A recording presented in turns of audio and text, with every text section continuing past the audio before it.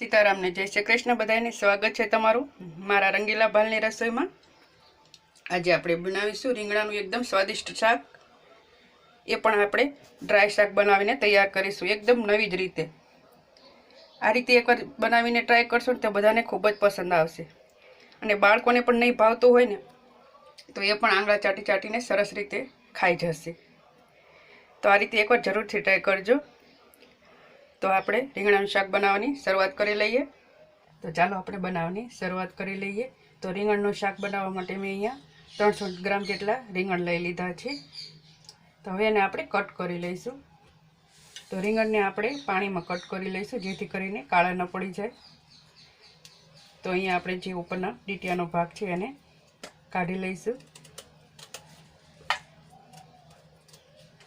આ રીતે આપણે ડીટીયાનો ભાગને કાઢી લેવાનો છે। ડીટીયાનો ભાગ કાઢીને આપણે એને બે ભાગમાં કટ કરી લઈશું અને વચ્ચેથી સડેલા ન હોય એ વાતનું ધ્યાન રાખીને ચેક કરી લેવાનું। અને આ રીતે આપણે એને ઊભી ચીરમાં કટ કરી લઈશું। અહીંયા તમને નાને કટ કરવું હોય નાની સાઈઝમાં તો એ પણ તમે કરી શકો છો। અહીંયા હું આ રીતે કટ કરી લઈશ। તો અહીંયા બધા રીંગણાને આપણે આ રીતે કટ કરીને પાણીમાં રાખી દઈશું જેથી કરીને કાળા ન પડી જાય। બધા રીંગણને આપણે કટ કરી લીધા છે। તો હવે એને આપણે 50% તેલમાં સાંતળી લેવાના છે। તો એની માટે આપણે તેલ ગરમ કરવા મૂકી દઈએ। તો અહીંયા કડાઈમાં મેં મોટી 2 ચમચી જેટલું તેલ ગરમ કરવા મૂકી દીધું છે। તો તેલ આપણું ગરમ થઈ ગયું છે। તો આપણે એમાં રીંગણાને એડ કરી લઈશું।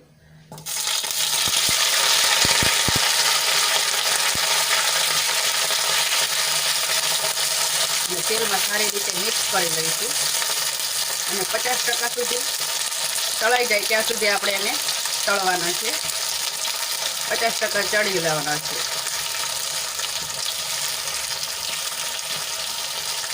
तो आपणे ढांकीने एने चढ़वा दईशुं ने वच्चे वच्चे 2 થી 3 वखत हलावी लेशुं जेथी करीने રીંગણા आपणा बधी बाजुथी सरस रीते चढ़ी जाए।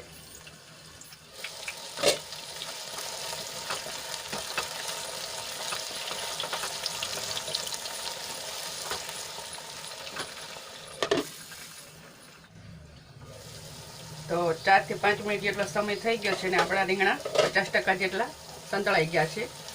તો હવે આને આપણે એક ડીશમાં કાઢી લઈશું।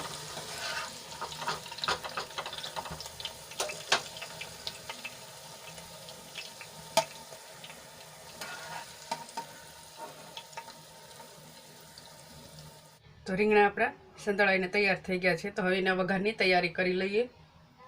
રીંગણા તળ્યા હતા એ તેલમાં આપણે वघार करी लईशुं। तो अहींया हूँ अर्धी चमची जेटलुं जीरुं एड करूँ छुं। अहींया तमे राई खाता होय રીંગણામાં तो तमे एड करी शको छो पण अहींया हूँ नकरा जीराथी ज वघार करूँ छुं। जीरुं आपणुं सरस रीते संतळाई गयुं छे। तो एमां आपणे चपटी हींग एड करीशुं अने 1 चमची जेटली आदु लसण अने मरचांनी पेस्ट लीधी छे ए एड करी लईशुं अने थोड़ीक आपणे तेलमां एने सांतળી लईशुं।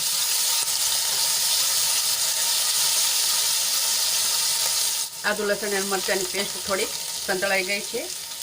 तो आपणे एमां एक झीणी कापेली डूंगળી एड करी लईशुं अने सारी रीते तेल में आपणे एने मिक्स करी लईशुं।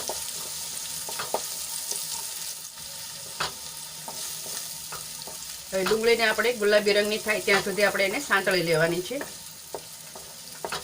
तो आ रीते आपणे हलावीने एने एकदम गुलाबी रंगनी थाय त्यां सुधी एने सांतળી लईशुं।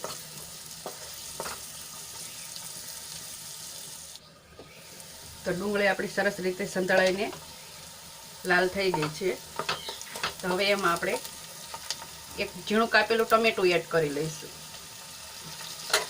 અને ડુંગળીમાં સરસ રીતે મિક્સ કરી લઈશું અને ફરીથી આપણે એને ઢાંકણ ઢાંકીને ટમેટા સોફ્ટ થાય ત્યાં સુધી ચડવા દઈશું।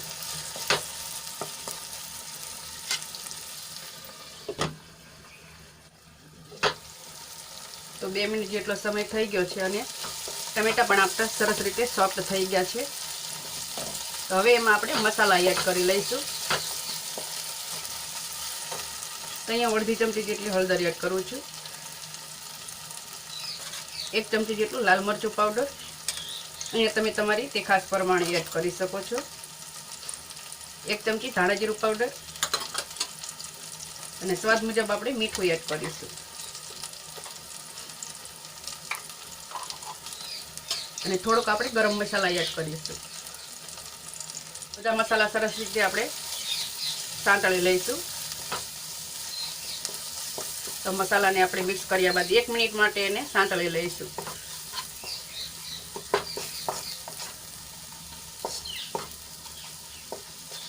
તો મસાલા આપણા સરસ રીતે સંતળાઈ ગયા છે. તો હવે એમાં આપણે રીંગણ એડ કરી લઈશું અને ગ્રેવીમાં સરસ રીતે મિક્સ કરી લઈશું.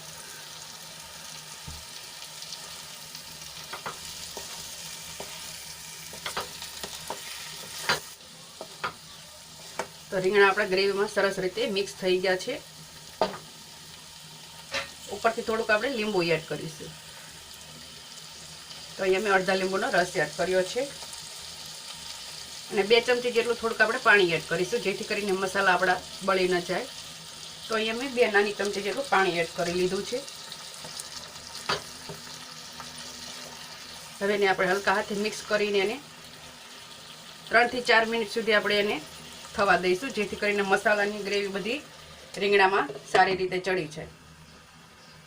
અહીંયા શાક આપણે ડ્રાય બનાવવાનું છે. જો તમારે ગ્રેવીવાળું બનાવવાનું હોય તો તમે વધારે પાણી એડ કરી શકો છો.